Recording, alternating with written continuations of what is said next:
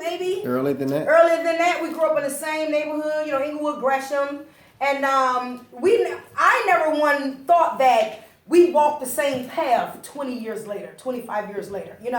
We're both writers. This guy's been in business for over 30 years doing his spoken word. He's won numerous awards. And I'm going to let Amy and Kylie give a little more information. And they're going to introduce my phenomenal brother, Blaq Ice. So y'all get brother. All right. Well, ladies and gentlemen, if you would humor me. Prepare yourself. Yes. Then you take your hands and shake them.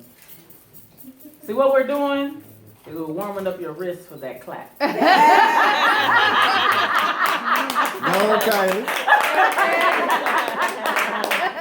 All right, as Kelly said, he is celebrating 30 years in the entertainment business, doing various things, but 30 years. On April 16th, he will be celebrating his combined birthday and the release of his 19th spoken word album. Yes. This man is a pioneer. He is a pioneer. He is what I affectionately call him fearless leader, because he has stepped into the role of helping no matter what, no matter when, no matter who, no matter where. This is what he does. He has started the organization POET. Poet! People of Extraordinary Talent, which is an artist activist organization. That means that we use the gift that God gave us to give back. Yes. We do this one verse, one heart. One month at a time. But that's all right. You know what I mean. All right. We do that. This is what we do. This is what we do every day, all day long. Is do so. We wake up in the morning and say, God, what direction do you want us to go in? And this man helps us. He facilitates that. And very happy and very proud to say that he is also my mentor and my friend. And he serves as mentor and friend for many. There are chapters in the Chicagoland area of Poet. There are chapters in Indiana. There are chapters in Michigan, Las Vegas. There are chapters internationally to where he's touched the lives and the hearts and the minds of literally one person at a time. Groups of people will come and hear a message and leave the room and feel as though they were the only person in the room to receive that message. He's a very gifted, personable person. And he'll give you his heart. He will give you his heart, and whatever he knows, he's willing to share it. My personal experience with Poet was when I came onto the poetry scene. As I even said today, I'm not a poet, I don't know anything. So all I wanted to do was sit under him and just learn. And he's willing to just dish out information and just say, you can do this. That was great, but here's what I'm going to teach you and give it to you a little bit better so you can do it a little bit better next time. And sometimes that's hard to do. It's hard to look someone in their eyes and say, you know what, that was good, but his heart is in it because he wants you to be a better person. And he wants the community to be a better community. And he's doing that not just in words, but in action. And he's willing to take the time to do it. How many of us? I got to interrupt you. This guy was just out on 79th and Cottage Grove. Now, we know, we grew up over there. We know 79th and Cottage Grove. We know how volatile that area is. Him and 15 or 16 other people shut all intersections down. Yeah. All intersections down to really talk about Black Lives Matter and the crime going on in our community and how we can help each other. And I was just phenomenal, just floored. Just looking at them literally shut down the east, west, north, and south direction. So let's just give Blaq Ice a hand. Because we need more men in our community like that. We need more men. He's not just a handsome brother with a beautiful fiance traveling the world. He does the dirty work for the community. Yeah. And for that, I want to welcome my brother, Andre.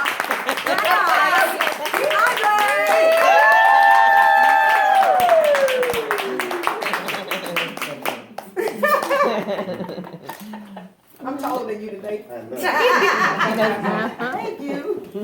Thank y'all so much. I'm so humbled for that introduction. Let me shut him up. But life is good. And I wasn't prepared. Well, I'm not going to say I wasn't Really? prepared.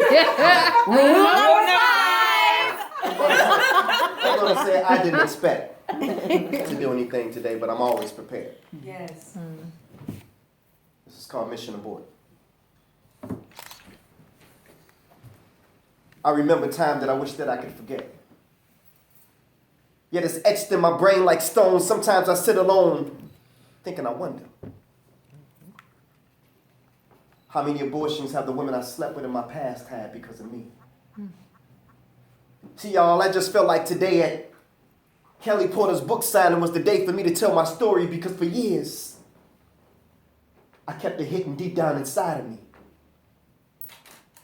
It's time for me to let it go now, Kelly. I want to be free. Yes. I can't say that I know or recall every one, but I remember the first. I was 15 years past birth, and I was in love with Pumpkin. She was a 14-year-old freshman from Simeon High School. Thought that I knew it all, thought that I was cool, but the Bible says, professing themselves wise, they became fools. So I began breaking rules, ditching school and cutting class, all in an attempt to get some aspirations to become a rap star. See, your boy was well known to be cold with them bars, but my heart had me locked up, stuck in a standstill. I couldn't see past this girl. She was like the center of my world, and everything revolved around her. Kylie, I had never felt like this before. I was even cool with the parents who, for me, kept an open door, but that was all before she was late. And no, I ain't talking about for lunch. Amy, I'm talking about no visitors this month. And now we both scared. Wondering what would our parents think. They are the ones who really cared about us and our future. We literally ripped their dreams apart, and this couldn't be mended with no suture. But we got to tell somebody. We didn't know what to do. We were only babies ourselves, doing what grown folks do without a clue of the consequence. Until we had to deal with the consequence of sex with no protection. And it's too late for me to pull myself out of this one, because now she's expected. And I'm expecting her dad to kill me on sight. See, my father always taught me to do what's right, but now that I'm on center stage, somehow I've gotten stage fright. So we talked, and she asked, what was I thinking? And without even blinking, I said, baby, I'm not ready to be a father. And see, for her, this only made things harder. So she told her mom, who forced her to get an abortion. And along with my coercion, I could only imagine the pressure at 14 she must have been under. Too young to know the procedure, didn't even care. Only wish that she would have made me be there. Maybe I needed it. See, things don't register the same unless you see it. And then you can believe it. And now she's left with a permanent scar from a decision that we both made. But she's the only one who paid. Or at least that was what I thought. See, you can run from a situation, but sooner or later, you're going to get caught. I felt like it was all my fault. And over 20 years later, my child that was aborted when I was at the age of 15 has now come back to haunt me. My firstborn at the age of 15 was taken away from me. He died from cancer. Too young to know the physical pain of an abortion, but now I know the answer. It's clear now. I see the picture. And it takes me back to that same scripture. Professing themselves wise, they became fools. So if there's any young people in the house tonight, please stay in school, learn from my mistakes. Don't wait until it's too late. Right. I apologize. I'm sorry. I wish that I could go back, change, and rearrange things. If you only knew the consequences that choices and decisions bring. See, y'all, at the time, I was only 15. And I remember a time that I wish that I could forget. Yet it's etched in my brain like stone. Sometimes I sit alone thinking I wonder how many abortions have the women I slept with in my past had. Because of me.